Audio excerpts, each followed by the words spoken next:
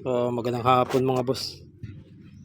Ito yung mga available ko ngayon na mga bleed na hindi nabili. Ito.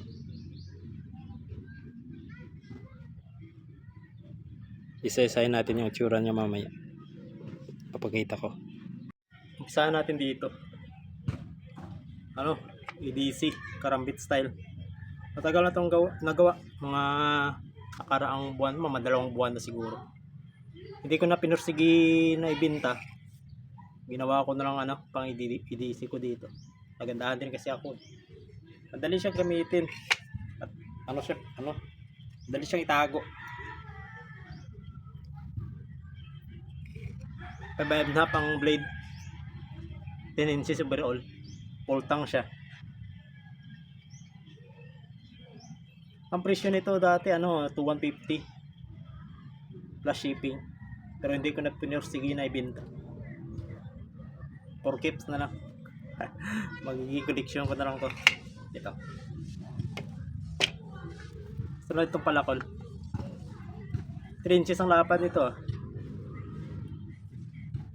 Dati presyo nito 2,000 free shipping. Nakasil to ngayon 1,300 plus shipping. May kuluban din siya. Lagyan ko ng tali para hindi matanggal.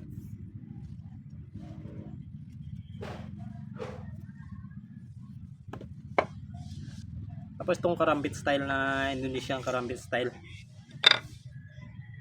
So ngayong handle nito, magaan siya gamitin. Nasa almost 6 inches ang haba ng blade. 1,600 ang presyo nito per shipping. Pero naka-shell to ng 1,300 plus shipping. Magaan to gamitin.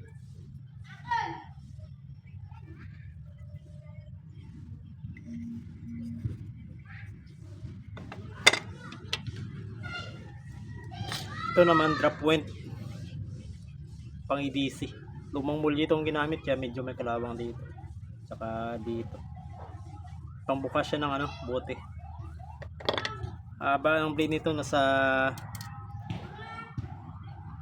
6 and 1/4.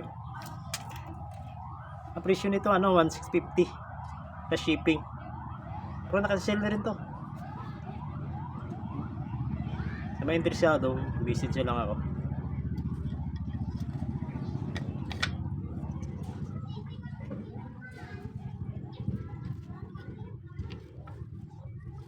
Ito naman, Rambo style.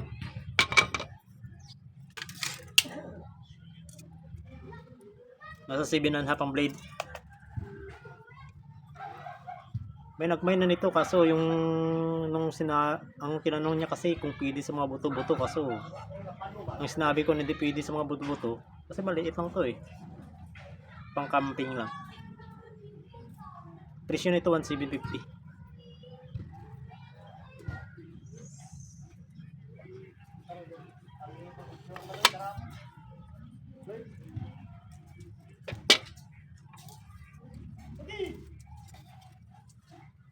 Ito naman punyong.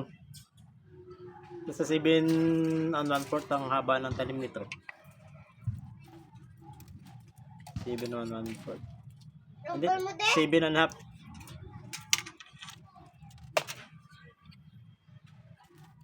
Madami kasi nag-inquire sa akin ito na kung gumagawa ko nito. Kaya gumawa ko. Kaso nisa hindi wala rin kumuha 2,000 presyo nito free shipping. Pre-sale ko na ito naman 8 free shipping na rin.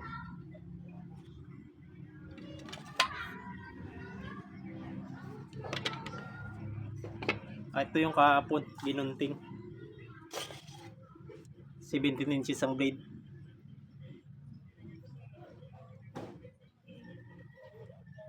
$3,900 to free shipping.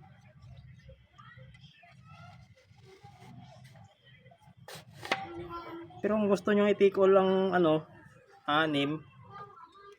i-list ko ng ng 1,000 free shipping na rin sa kabuuang presyo niya. Bali yung mga naka-free shipping na yon, i-list ko rin din yun yung shipping niya. Pira dito. Hindi ko na ito bibenta.